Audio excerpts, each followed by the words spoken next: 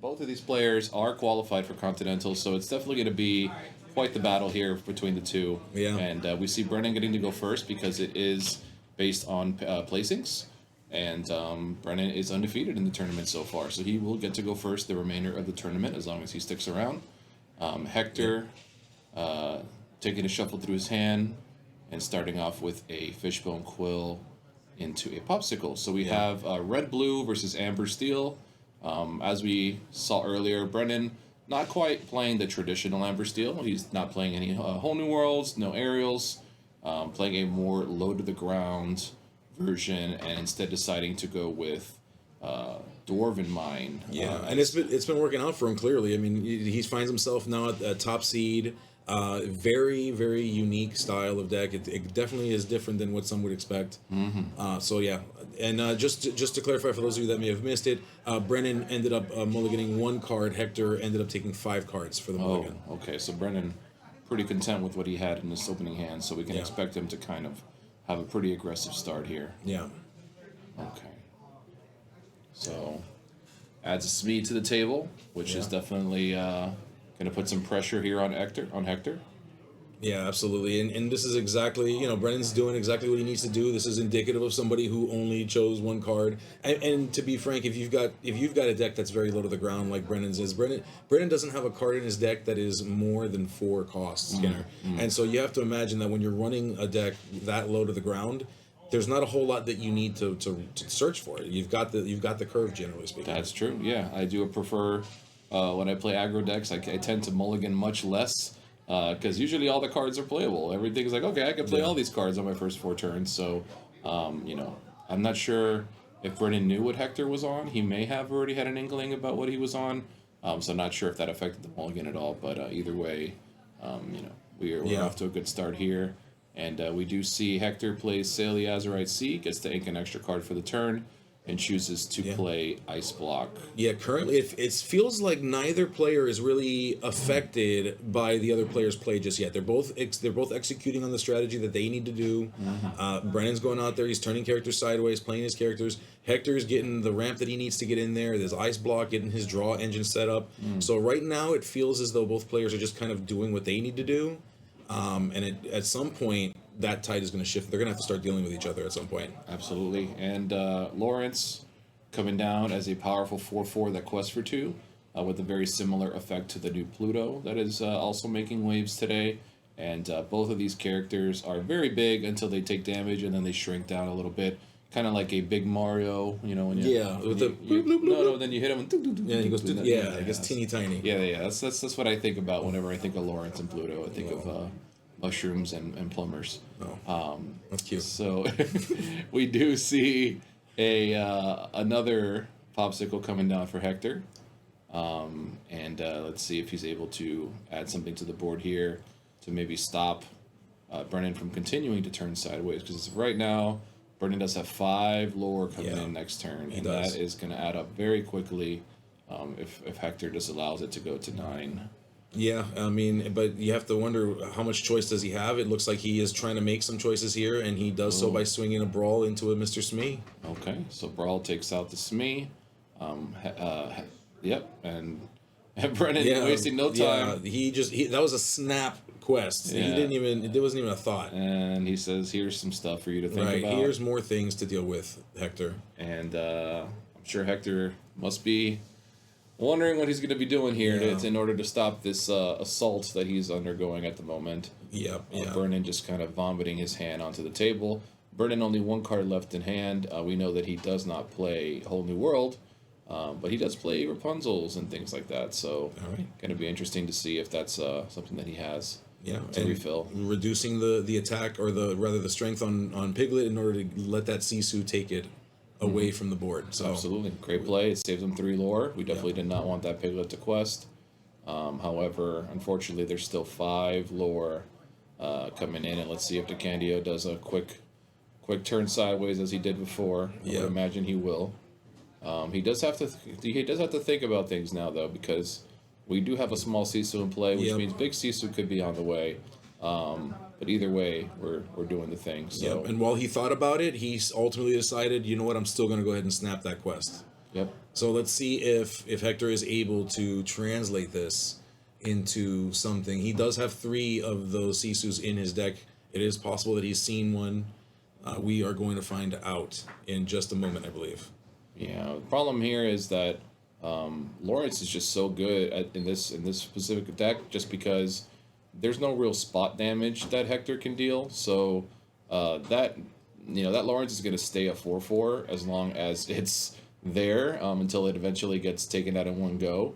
But it's very hard for Hector to shrink it because there are no real ways for him to deal that, that 1 point of damage to knock it down. So in the meantime, Lawrence, Lilo still questing away, and even if he were to resolve a big Sisu here, he would still get to keep that Lawrence. He would, and because he just had to pay to play that How Far I'll Go, and it looks like the cards in that How Far I'll Go is the big Sisu and a Be Prepared. Okay. So he does have some choices. I think that the right call there is the big Sisu. However, given that he had to spend the turn to play that How Far I'll Go, DeCandio is gonna push through in his plan of getting lore out there. And it may be one of those scenarios where it's just a turn too late, but I guess we'll find out. Okay. And Hector trying to figure out how to add a lure to the phone, and he does. Yeah, see, Hector is a technology challenge for sure. No, he's not a tech guy. He couldn't even figure out how to hit the 1 on the button there, but we still love him. We love him just the same. We love you, Hector. You're good at cards, not good at technology. Right. We're just saying that because we know Hector will watch this later. We all love you, Hector. So, who doesn't love Hector is Brennan right now. Yeah. Brennan is putting on the assault. He is. And although Hector does have the answer in his hand, is it going to be too little too late as Brennan clocks out to 18 here? Ooh, okay. And he's putting down he says, okay, now you. Can you do something, Hector? I guess we're about to find out. He's got an ice block on the table that could help create some numbers, puzzle solving here. So that ice block can certainly reduce the attack of a Calhoun, for example, and help extend the reach of the removal, of the banishing of the characters. Absolutely. You got to imagine it's be prepared or bust here. But even if he does manage to be prepared here, right? We know 18 lore is just such a scary thing, especially when this Lilo can just keep bringing herself back from the dead over and over and over again. So it's really going to demand an answer from Hector, turn after turn. Yeah, and I think that quest tells us what we probably need to know. Yeah, and that he chose that Be Prepared. And DeCandio knew it too. As soon as he quested, he said, "All right." Yeah. But he does leave that Lilo right on top because chances are we're going to be reaching for that very soon. And as you see, we do. Without even thinking about it. So Lilo coming in with her 2 more lore pressure, forcing Hector to have to deal with it yet again. Since Hector does not have any characters in play, it's going to be tough for him to just go ahead and attack into Lilo. It is, but he does have some things that can deal with that board. Certainly with the removal of red. Let's see if Hector has any though. Sure, Hector has lots of answers. We got Brawls, we got Maui's, we have Queen of Hearts, we have Medusa, we have all sorts of stuff. But do we have them right now? Yeah, that's the trick.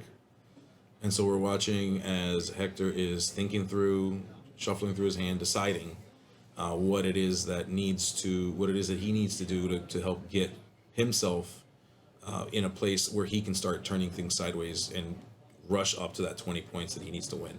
Yeah, the issue I see here is there's a Sisu. He does have the Sisu here, but it's still going to be an issue every single turn to have to answer this Lilo. Yeah, and Brennan has made it abundantly clear that's exactly what he has no intentions of letting loose. This Lilo's coming down every turn.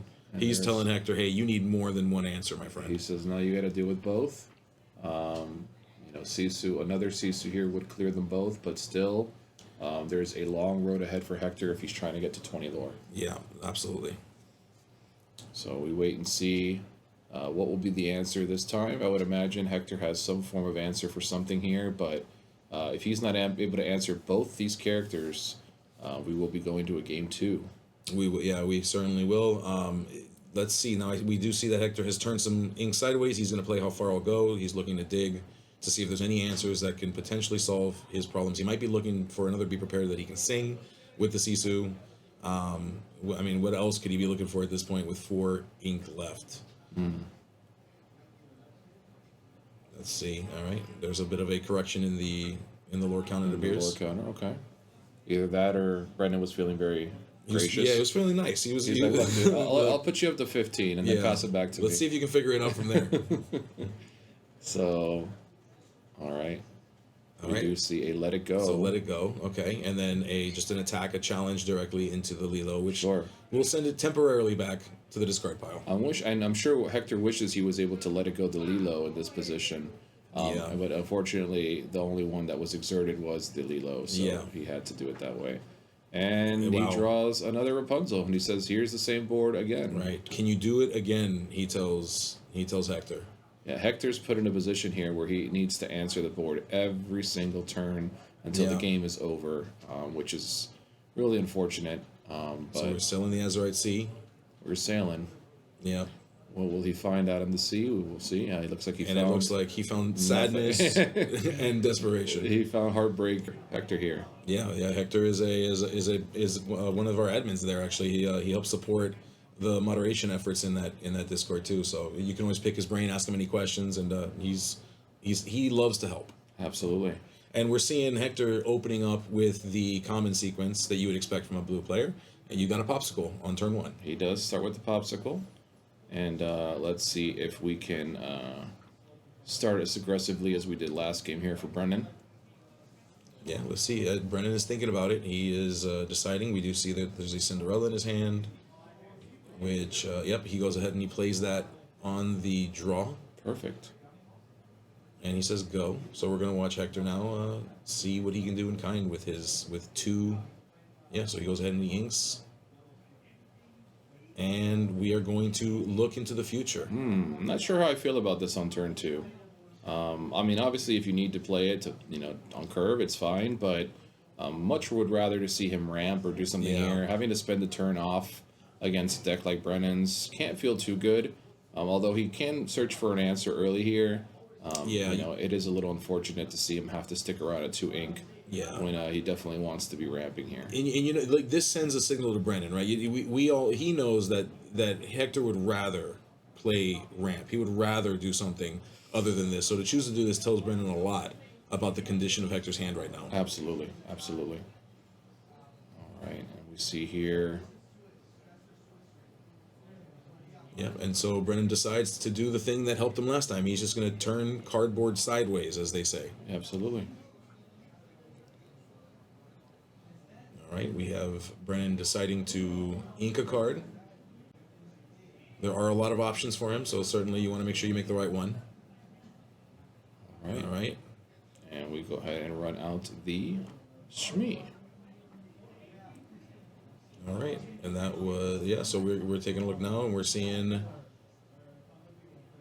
a thought process here, some tapping of cards, looking at the top of cards. So Hector is opting to see cards before he decides to ink and play additional cards here. I like it. Hector making sure he checks out all his possibilities before making any decisions here. So really like that here. Unfortunately, though, it looks like,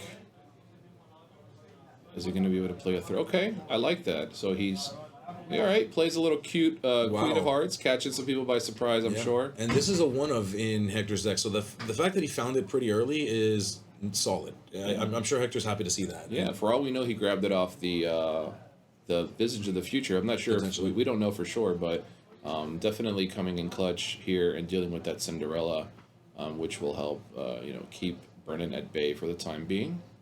Yeah, absolutely. And I mean, the fact that the Queen of Hearts gets to survive, gets to stay for a turn, it was definitely a value action that he took there. It wasn't even a trade. Can't even call it a trade. Absolutely. And so that's the best part here. Yep. And Smee cannot cleanly trade into it either because he will. Yep. He will in fact go, but that spell or that song rather will definitely deal with him, and Smee will clock up to 3, and Smee should have a damage, and there it comes. Yep. Bingo. There it is. All right, so it looks that was a quick turn for Brennan. We're going to see Hector return in kind. He's going to go ahead and ink a Tipo. How far I'll go. That seems to be a pretty common play for Hector these last 2 games. Yeah, Hector playing a lot of actions, a lot of songs, but I'd like to see Hector play a little more on the board here. He is going to have to do some combat pretty soon. Yep, he will. But in the meantime, he is ramping up. He is getting closer to his big threats, and right now, a pretty tame board for Brennan. So not something that Hector has to worry about immediately, but we know how quickly that can get out of hand. So we want to make sure that Hector gets to what he needs to as soon as possible. Absolutely, yeah. And so he's looking through. He's trying to get to those numbers. He's playing a strategy of play big threats, but to do that, you got to get ink to do that. Yep. Got to have ink to get to where you want to be here. I do see a Lawrence in Brennan's hand. Looks like maybe a couple Lawrences there. So definitely has a bunch of threats he can play. Just deciding what's the most effective way to put some guys on the board here. Looks like we will be inking the Pete's and playing Rapunzel and cleaning off that damage to draw a card and questing for 2. Yeah, and so Brennan's got the ink lead. He has 2 characters on the board, so he's got the lead on the table in terms of board presence as well. So Brennan's probably feeling somewhat comfortable. I wouldn't say he's perfectly comfortable, but he's probably feeling all right at this point. Yep. And continues to just pressure on Hector. 4 lore on board here, so that's definitely worthy of being addressed at this point. We'll see if Hector's able to scramble something together here to deal with those threats. He is still digging. Hector is digging something fierce. As I mentioned, I appreciate that he's rampant and searching, but we have yet to see him be able to commit something to the board here. Besides a couple items and a Queen of Hearts, which only lasted a little bit. So, curious to see if we're able to get something to stick here.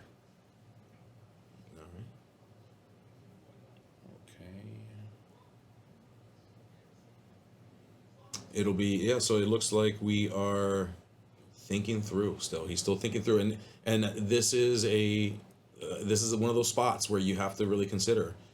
You want to get your foot in the ground. You want to be winning in the tempo game. It's a dance, and so you've got 5 choices to pick from. When it comes to that vision, you've got to pick the right one, and sometimes you're given not just an option of what to pick, but you're also choosing what you might not ever see the rest of the game too. Yeah. Do you like to dance? And I know you mentioned dancing a lot. Are you a dancer? I'm a dancer, yeah. You're a dancer? I am a dancer. Nice. I was hoping you would dance with me at some point. I mean, we could dance. I don't know how to dance very well, but I'll teach you. I need a strong lead. Okay, good. I'll teach you. Okay, cool. So we could dance, because that sounds like a good time after this tournament here. So in the meantime, before we go out for our dance, we do pass it back over to Brennan. A small Sisu able to address the long hair don't care, and go ahead and put her in the discard pile. However, Smee, just the ever persistent mate here, continues to quest away, and let's see what Brennan can add to the table to keep Smee some company here. Absolutely, and that Rapunzel is putting him in quite the spot. Aggro decks generally their biggest downside is the inability to keep the gas going, to not have the gas, and that is not an issue for Brennan right now. He was just able to ink, put down 2 characters, and still he has 3 cards in hand. Yep, absolutely, and this is without a whole new world, so very effective so far in keeping his cards in hand. Yeah, and we do see Calhoun, who's been a really great addition earlier today to many steel decks. Essentially a mini Robin Hood, who is a 3/2 with resist. Making her very difficult to deal with. Yeah. And whenever she banishes a character during your turn, you may gain 2 lore. So very good. And we see Hector. He was able to quest in the whole new world. Exactly. He made it seem like he was singing it, and I was very confused. Yeah. But we figured it out. So we're be preparing. Okay, not a whole new world. I don't know why I said whole new world. Yeah. So Hector has a shot now. He's been able to clear that board. He's going to be given an opportunity to try to reclaim some of that control that he lost. Now he's going to be giving the turn back to Brennan, and so Brennan is going to get a chance to do something with those 3 cards. Can he throw those 3 cards on the table? Is he going to hold some of them? I think that this turn here is where we're going to look back at this game and say this is where the difference was. Absolutely. I feel like Hector definitely is better off here being able to stabilize while Brennan is still only at 7 lore. We know last game, by the time that Hector was able to stabilize, we were already at 18, so it was a little more of a requirement there. But Yeah. now, oh look, and we see Brennan who loves to do this little trick. Yeah, this is the Brennan special Where here. he likes to shoot his own guys and then draw cards off of them. But so far so good. It's great use for Storm considering that there's not many targets for it. Yeah. In the blue-red matchup. So. Brennan just able to stack up some damage and then hopefully play the Rapunzel on the next turn. Absolutely, yeah. So, and I would imagine, that he may be sitting on one at this point, just hoping that Hector cannot remove that Happy off the table. Sure. It's actually not Happy. I'm sorry, is that Doc? Or it's one of the dwarfs. It is Doc. It is Doc. All right, yeah. It is Doc. I'll say Happy only has 1 HP, so he wouldn't be able to take a storm. All right, and we see as the Tamatoa comes down, which can be very scary. Hello, welcome to one of our top 4 competitors. Yeah, I know, right? That's what I'm saying. Yeah, made top 4. Congratulations. This is Monty, by the way, Monty Thompson, who's advanced to top 4. We'll be seeing him likely in the stream coming up in the next round. And so he's joining us here in the casting booth. So talk to us a little bit, Monty. How did your match go? No, it went great for me, but unfortunately, I was too fast for my opponent. Yeah. It does Ruby Amber Hyper Aggro is just it's really really fast. Okay. And if you get just the right lines, it doesn't matter if your opponent is not ready to answer you and continue to answer you for the next 3 or 4 turns. Yeah. I'm off to the races. Yeah, Very and, nice. and not to show any bias, but you may have noticed that Monty is wearing the same jersey that I am. We are part of a team down here in South Florida called Team Illuminati, although the truth is there is no Illuminati. Yeah, we don't exist. Yeah, that is not a thing. I'll let you guys get back to it, but Thank I'll you. come in and say hi. All right, Monty, we'll see you. We'll see you Monty, come up we'll with the see you on next top stream, 4, buddy. buddy. Thanks, Congrats. All right, and Monty's a good dude. Great choices of hats as well. Love his hats. Absolutely. And while we're plugging stuff here, I just wanted to mention that all these deck lists will be up. Most likely will be posted on Ink Decks and stuff like that. But if you guys want to throw me a follow, either on Twitter or on my YouTube page, I will be making a video under First to 20 is my YouTube name. And there will be a complete video with all the top 8 decks from this event. So definitely shameless plug there. Go give me a follow. And we'll get right back into the game here as Big Sisu comes down and takes out a wave of characters off Brennan's table. We do see the Lilo is able to come back here if Brennan so desires, and it looks like she will. However, we are in a very different predicament than we were in the first game, with a giant crab and a giant dragon in play right now for Hector here. Yeah, and Brennan is now, I think, for the first time on the back foot here. But we do see that, and Hector's taking a look at those cards, trying to understand what does the Seven Dwarfs Mine do. How do they interact with those knights? So Hector thinking through what the rest of these turns might look like. So while Brennan appeared to be on the back foot, it does seem as though he's really, really in pace to collect some of that tempo back. Nice. And thank you to our producer, Stefan, who's we don't see him on camera, but he's doing all the production on the back end for handling chat and plugging socials and all that. So shout out to Stefan. We could not be here without you. Thank you for all your hard work today and helping us get this stream up and running. So it takes a village, as they say. It does. It absolutely does. It's not a one-man project here. But thank you guys for joining us today, and we hope we're putting on a decent show for you all. And we look like we're in an interesting position here. Brennan obviously ahead on lore here at 10. Was able to play a few more guys out there even after getting his board wiped. But Hector still with some big questers in play. And let's see if he's able to close the gap here. Yeah, and you're looking at a Big Sisu here, who's got 3 lore. You've got a Tamatoa that increases with every item that drops. So Brennan is probably feeling less comfortable than he did probably a couple turns ago.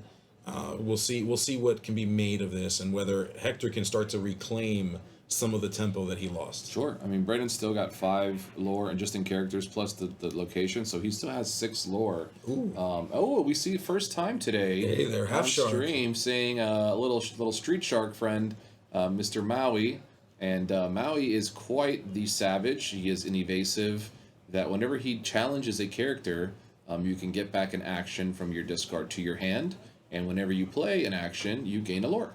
So immediately Brennan wants to see, okay, what actions you got? What can we do here? Clearly be prepared is an option. We also have how far I'll go. So we shall see if this Maui is able to do any kind of nonsense here. Yeah, and I mean other notable inclusions in Hector's deck include you've got the Brawl, you've got Hideaway as well. So there are a few visions of the future. So these are all cards that are in the deck that are now turned on for gaining lore. Sure. And a lot of them at a very low cost, so he can play a few of them in a turn if he can combo them off or light them off as possible. Absolutely. Yeah. Only thing that worries me is Hector still has a little bit of a gap to close here if he wants to catch up in lore. We're still kind of on the defense mode. We're trying to clear off Brennan's board, but I hope eventually we get to a place where we can start to try to pressure the scoreboard here. Absolutely, yeah, and with the mine on the table, damage coming as quickly as it can be, and that's a great place for that Lilo to be. So Let It Go is a great card to answer Lilo, because that means that Lilo can stop doing the thing that really caused him problems back in game 1. Yeah, you hate to see a 5 ink removal be spent on a 2 ink character, but just the fact that Lilo will not be able to continue to recur herself is a very important play here. And, Hector recognizing that and sending her to the inkwell where she cannot continue to, recur herself. Yeah, that's a bad play. I mean, that became a very vicious cycle for Hector. It was just there was no way he could have came out of that last game, and he knew that. And so he's responding in kind. Brennan with only 1 card in hand. He does move the knight into the mine there, which will shoot the Sisu for 2 damage. Yep. And looks like he will choose to finish it off. And then he will play a Piglet. All right. Hector's going to go ahead and take his turn with a Piglet on the table and the mine sitting on the other side of him. He's got a Tamatoa. He's got the Half Shark. Let's see what Hector can muster together to figure out. Okay, so playing a Tala, which will get our party started here. Tala getting a look at the top 2 cards, and putting 1 in the hand and 1 at the bottom. Yeah. Brennan figuring out what's in the discard pile here, spreading them out. All right. All right. Yeah. Making sure Tamatoa getting for 2, Yep. grabbing back a Popsicle. All right, and we'll see. I'm guessing he will be playing the set Popsicle. I would imagine. I mean, he's got a significant amount of. Oh, well, he's choosing to play Hiram first. Okay. Which makes sense. He's already got a Popsicle on the table, so you may as well pop that. Draw your 2. Hiram takes 2 cards. We still have 2 ink available. Yeah. I'm not sure if we've inked this turn. I don't believe we have, but not 100% certain. I'm sure they know more than I do. All right, there's the second Popsicle we talked about. Yep. Hector at this point just starting machine. to get, The machine is running now. The machine is moving in the direction he needs it to move. That's it. He's got the machine online now. He just needs to continue to grind it out. And, obviously Brennan out of cards here, so might be out of luck as well. We will find out. And he scoops it up. He says, "You got it." Brennan says, "This is yours." All right, so we're going to a game 3 in our first match of top 8 here. And it will be, so looking forward to watching that play out. And a lot of really fun tournaments coming up for this new format. I'm really looking forward to just seeing more competition, more Lorcana, just more of everything. So I'm happy to see everything playing out the way it is. And Brennan starts us off with a Cinderella, which is a single lore quester, so definitely could have been a little scarier for Hector, but but it's not the worst card to play when you're on the play. No, for sure. It's still a solid. It has a 1-drop, but and unfortunately Hector missed a 1-drop, so Hector did not get an opportunity to put down a 1-drop item. Hector is kind of revealing that his draw wasn't ideal. Doesn't necessarily mean he's in a horrible spot, but it might feel bad. Absolutely, no, yeah, definitely not. The most ideal situation for Hector, but there's still a lot of time left in this game, so we'll see how it plays out. All right, and so we are thinking through our hands at this point. Yeah, Brennan trying to figure out, okay, what do I want to ink, what don't I want to ink? I think something that's highly overlooked in this game, and I know it's been discussed by many of the top minds of this game, is just the inking phase. It's such a hard skill to know because it doesn't immediately give you any kind of reception whether or not it was correct or not. An ink that you do on turn 2 could kill you on turn 10, and you would never know it because it doesn't immediately tell you that it was a misplay. So Yeah. inking a very important skill in this game, and both these players really taking their time deciding which cards they're going to be putting into their ink well. While it may seem super obvious to somebody looking out, I can assure you Brennan is thinking very, very thoroughly through what his possibilities are this game here. Skinner, I don't know what you're talking about. The ones you can ink have the funny looking symbol around it. That's it, right? Some of them don't. Okay, just grab one and slam it down. That's it, right? No, definitely a lot more to go into it, and we do see he opts to play Calhoun over playing the Smee here, which I think is actually pretty interesting. Why do you think that is? Do you have any assumptions as to why? I think, looking at Brennan's deck, right? So we are seeing some options that could be played at 2. I think Calhoun. I mean, number one, the first option could be he didn't have any other choice. Right. Option number 2, though, I mean, you've got resists on that character. It is It is something with 3 attack. Yep. So it doesn't immediately get taken care of by something like Brawl. So Brawl is not a good answer for it. Right. So it does kind of go over some of the potential solutions that Hector has. Sure. So I can see it being a pretty solid play in that case too. I got you. Yeah, Smee usually I would say is like the go-to 2-drop, but you can ink Smee, you can't ink Calhoun, so maybe Brennan just deciding here that Calhoun needs to make its way onto the board sooner than later. And this goes to what you were saying earlier. You deciding to ink a card and then playing an inkable card puts you in a worse spot later in the game. Absolutely. So being able to drop down an uninkable card is in essence letting you keep an inkable for a future turn. Sure. This Queen of Hearts just offering a free hug to Calhoun here, and I'm sure Brennan is thinking about, whether that hug is suspicious or not. Yeah. And whether he should be taking the opportunity to gain that 2 lore off the Queen here. But he continues to study his hand. Curious if he is. It doesn't look like he's short on ink. I do see Lilo, which I'm sure he does not want to ink, but we also see a single, 1-drop Cindy, which he has at the front of his hand here. Correct. So I'm curious if he's thinking about inking it or whether he's thinking to play it. Taking a look at the rest of his hand, it does look like there's a little bit of an inking situation. He's got 2 cards that appear to be inkable, 3 cards that are not inkable. So I do think that inking right now and the ability to do this for the next couple of turns is something he's considering. Yep. He's got 3 songs sitting in the back of that hand. Yep. Calhoun will take the free trade there and get 2 lore for Brendan here, and then Brennan looks a little stumped as to what comes next here. Yeah, and if you look, he's got the Lilo and he's got Cinderella as options to ink. Right. And so he's deciding, does this Lilo go away forever? Or do I get rid of a great singer? Right. And he looks like he chose for the singer to go away. He also has Doc in hand, and looks like also another Let the Storm Rage on. So as you mentioned, a lot of uninkables. Yeah. But we'll see if he's able to make it work here. Absolutely, yeah. And I mean, that Lilo was so clutch for Brennan on game 1. I'd be very hard-pressed to let it go, to send it to my inkwell as well. Absolutely.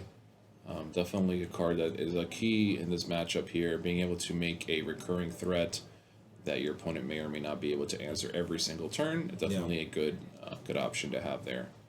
And as we pass it back over to Hector here, Hector, I can't see his hand, but I would imagine he is also debating on what's he going to be inking here. Yeah. And so far, nothing yet. We shall see. Going into turn 3, I'd imagine Hector probably wanted to ramp a bit here if he's able to. Small Sisu would be able to clear off the Lilo if he has that small Sisu. So that might be a decent play that he has available, although it would not ramp him. But however, seeing as long as it's taking him to enact this play might be a difficult decision. Wasn't able to quite see what he inked there, but yeah, I mean, the question here is, can Hector put himself in a position where he can keep some card advantage, he can keep ramping the way he needs to. If you're not ramping with a deck that's got Sapphire in it, you're not doing what you're supposed to be doing. And so we see a Sisu come down, delaying Lilo's ability to quest by a turn, depending on how much Brennan's able to figure out what to do with his hand. He may not want to burn, at least not right now, 2 of his ink in order to definitely didn't play that Lilo. And he chose nah. I would say the earlier you deal with Lilo, the better. Because chances are your opponent's not going to want to sacrifice their whole turn to bring it back every turn. It's more the late game when you're able to continue recurring this Lilo with the extra ink available. Yeah. That it really becomes more of an issue.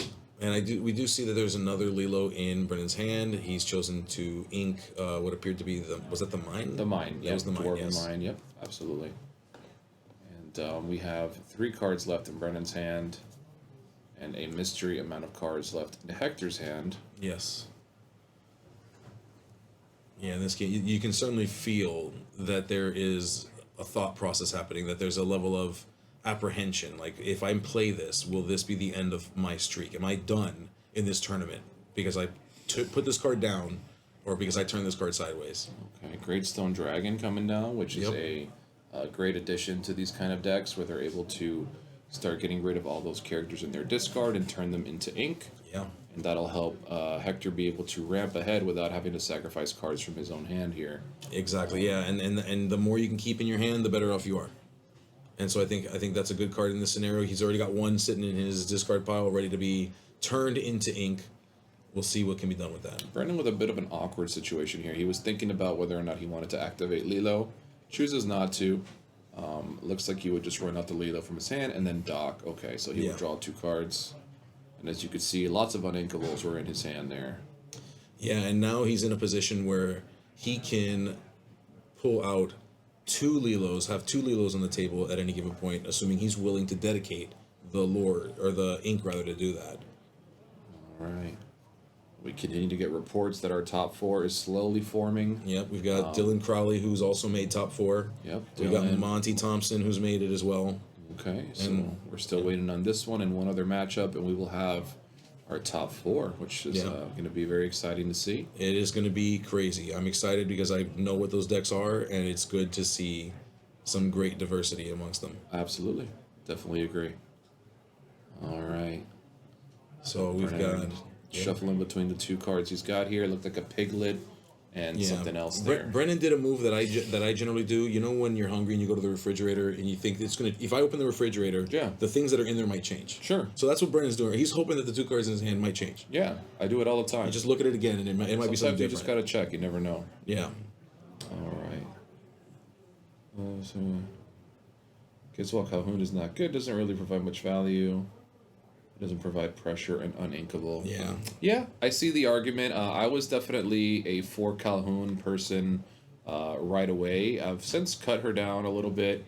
She is nice that she can provide pressure on the defense, but when it comes to the blue-red matchup, Calhoun doesn't have a lot to attack into there for sure. Yeah, I agree with you on that. I think Calhoun is designed for a certain kind of deck, something that can really put a lot of attack into it, that can benefit from expanding its reach in terms of its ability to do damage.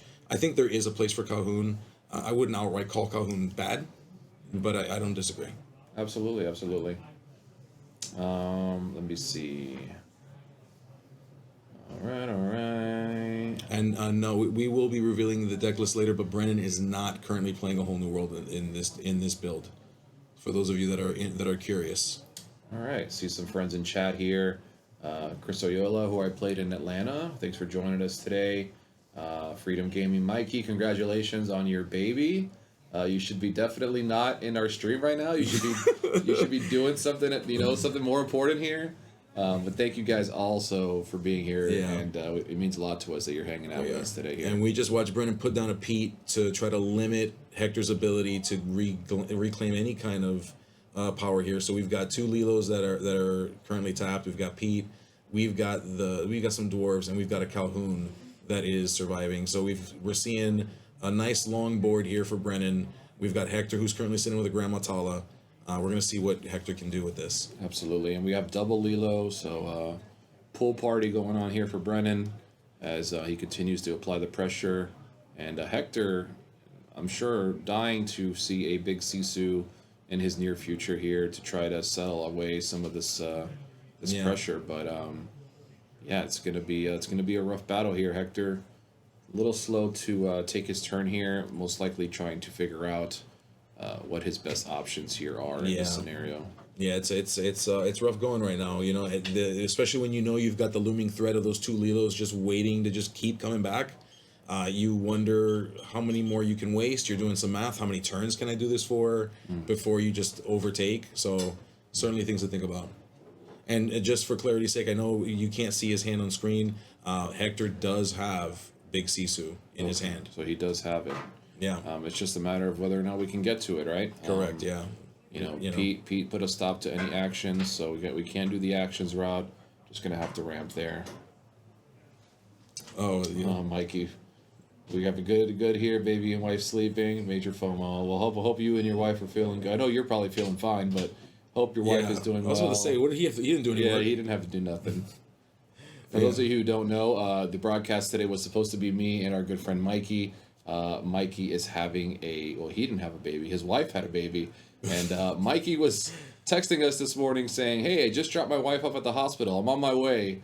And it's like, no, you're not on your way. So congratulations to Mikey and his new family member there. And I'm really, blessed to have Gabe here with me today, who was supposed to be playing in this event, but I was going to scrub out anyway. They did me a favor. He took the bullet and decided to sit here and hang out with me today, so I really appreciate it. I'm much better at talking about Lorcana than I am at playing it, so we're good. And so we're seeing Hector making some hard decisions. We see a Maui on his side of the table that he had to turn sideways to slow down some of the crawl, slow down some of what Brennan's doing here, but it's not looking fantastic. Brennan's currently sitting at 9 lore. He's got 2 Lilos, a Pete. He's got that Doc. You're looking at 2, 4, 5, 6 lore on the table. If he were to turn those all sideways, you're looking at a bad time here. Yep. And as Ayola points out in the chat, Lilo's just absolutely doing some heavy lifting here in this matchup, just being able to continuously come back and come back and come back, and it's tough. It's really taking a tax on Hector here.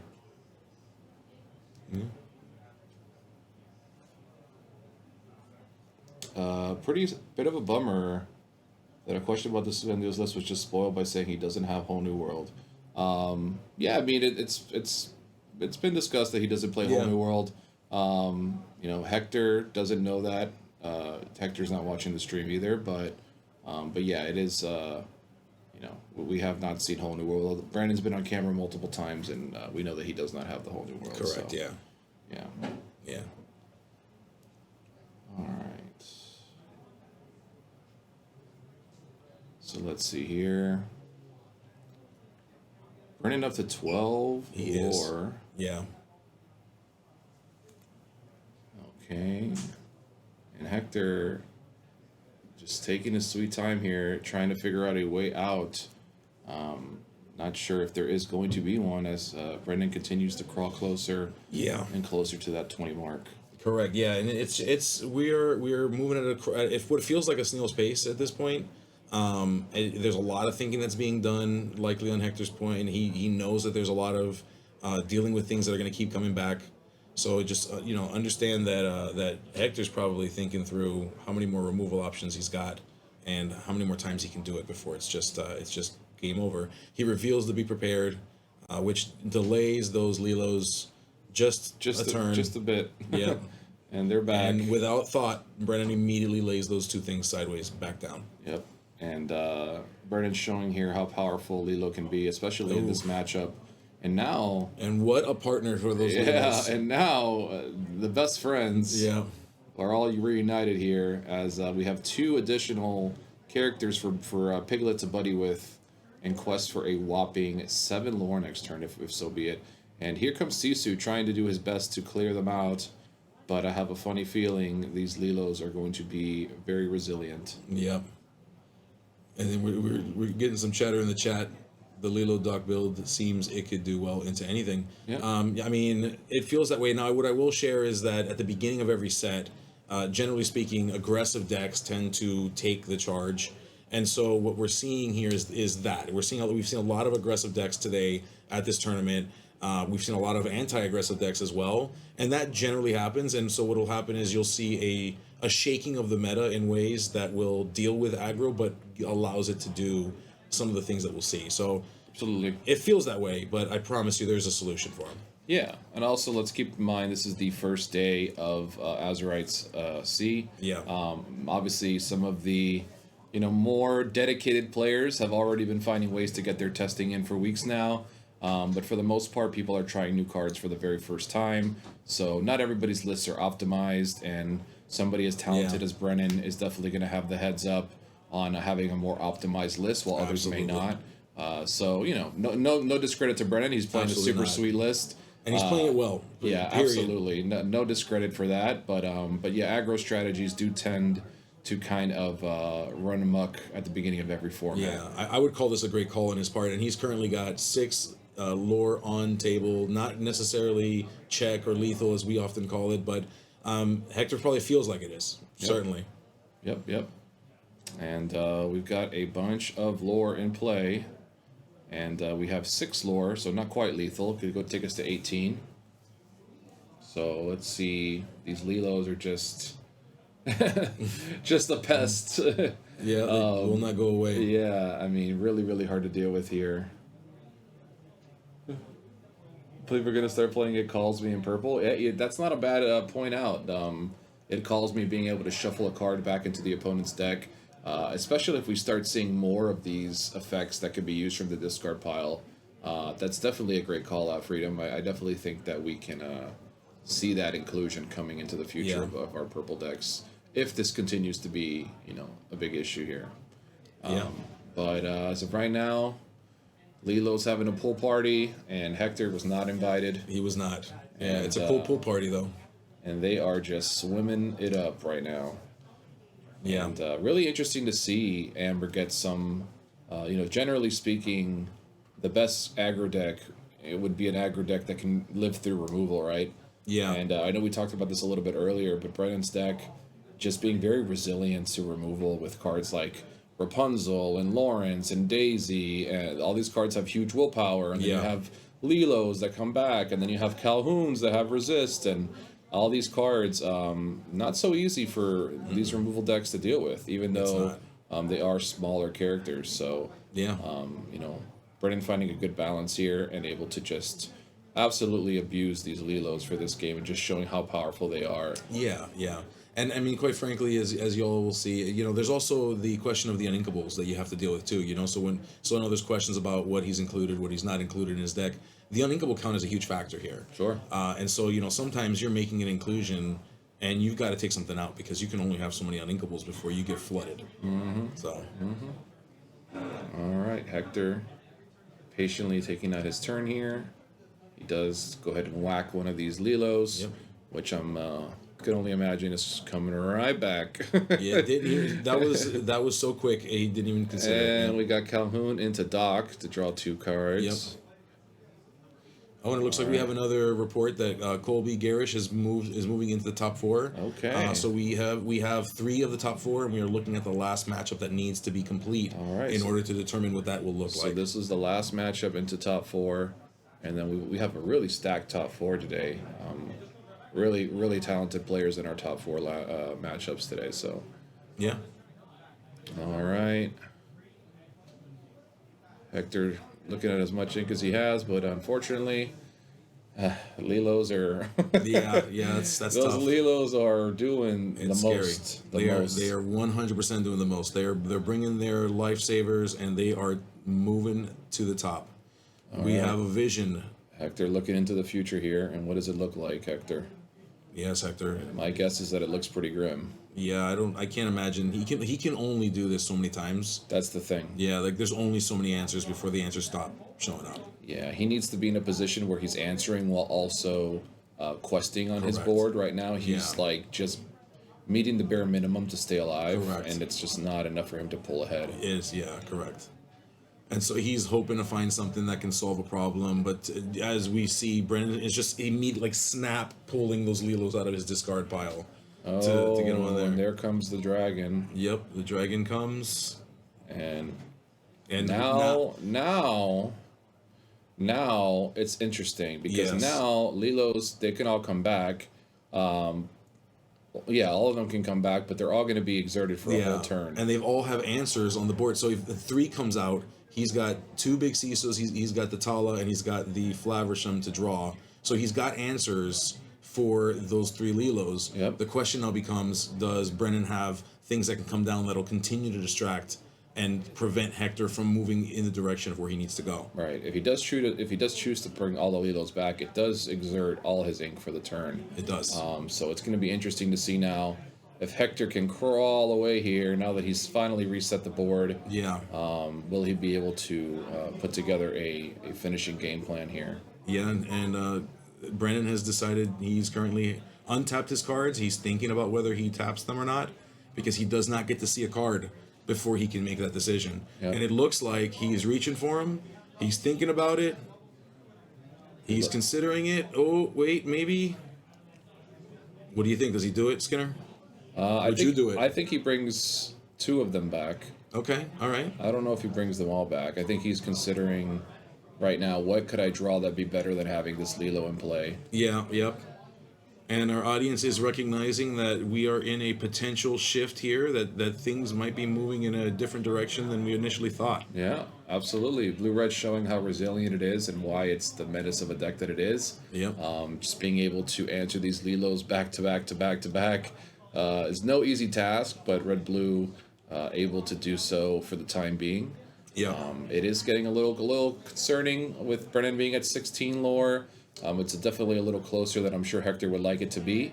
But now Hector has a dominant board. Brennan very low on very low on cards in hand. Yeah. And this could be the turn of the tide right here. Yeah, and you have to imagine, right? So he's at a point where he has to decide before he draws. He chooses a number of those Lilos, and if he draws a card that would have been an answer, you have to imagine he'd be upset. Right. That he draws something. So there's so much to think about here when it comes to this decision. How many of them do you do? Do you do all of them? It is insane. Oyola says, it's a turn 2 o'clock, probably not worth reviving Lilo, and hope you draw well. Just delaying the inevitable. Just delaying the inevitable? Yeah, I agree. It's tough. Yeah, It's yeah. tough because, ultimately, And it looks like he's dancing around it. I know he's right now, Brennan's going Yeah. through his whole deck list in his head and saying, Yeah. okay, what could be a better draw than having an exerted Lilo in play? no, yeah, and I think that He chooses to do one. Okay, 1 and draws the card. Interested to see if that card is going to help. I do think it looks like a Rapunzel. it looks like a Rapunzel he drew, yeah. It does look like a Rapunzel. And I saw Cinderella in that hand as well, and something steel. Okay, something steel. All right, so it's a Cindy, a Rapunzel, and I wasn't able to see the last one quite well. But, Yeah, not able to see it. maybe a Doc or some sort of dwarf, maybe a Happy. Yeah, that's what I does look like a dwarf. think. Yeah, it looks like a Yeah, dwarf. it's a dwarf. Not sure which one, but it does look like a dwarf. So the question is Rapunzel, okay, so he's inking and he's deciding to empty the hand onto the table, boy. putting Hector in a precarious position with check on board, or lethal on board as it's often called. Okay. So we'll see how this pans out for Hector. Let's see if Hector can draw something. So Hector can definitely clear off the Lilo, Yes. which will leave 3 lore on board still, obviously, for Brennan, putting him to 19, Correct. possibly.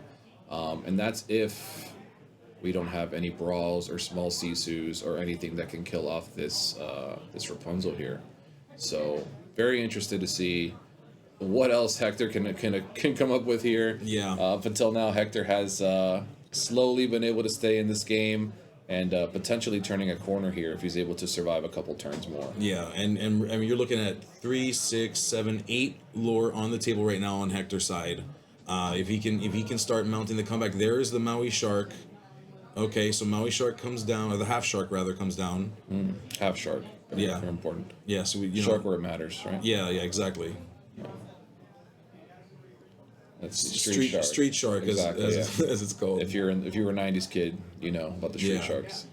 Do you ever have any street shark figurines? I did not. No, I did not. I'm gonna have to look into it. Yeah. Do you know what a street shark I've is? never. Don't know. No. You don't know? I don't know. Dude. No. It was like the shark version of a Ninja Turtle, dude. They were like mean, and they wore like ripped up jeans and stuff. No, you don't. No, that sounds sweet though. I'm kind of mad that I missed that. Yeah, it's really yeah. I'm kind of mad that I missed that. I don't know how Gabe. Yeah, I don't know how I live this I don't life. know how he missed. But we did see a brawl. It looks like that came down to. It looks like a dual brawls from Hector's side there. Oh, Brennan just tossing the Lilo into the discard, knowing that the end may be near here. Oh no! Okay, so Hector may. Oh, yeah, Brennan extends the hand. Hector moving on. Wow, that was something. Taking away the number 1 spot, and he goes ahead and wow, what a game from Hector Heras. Yeah. Great play, showing you just how skilled these players are in this high IQ lore battle here between the two players. And wow, Brennan looked like he was in a very dominating position for the most of this game. And Hector, you could hear some of the screaming out in the room probably, but Hector able to clean it up. So congrats to Hector on an amazing game.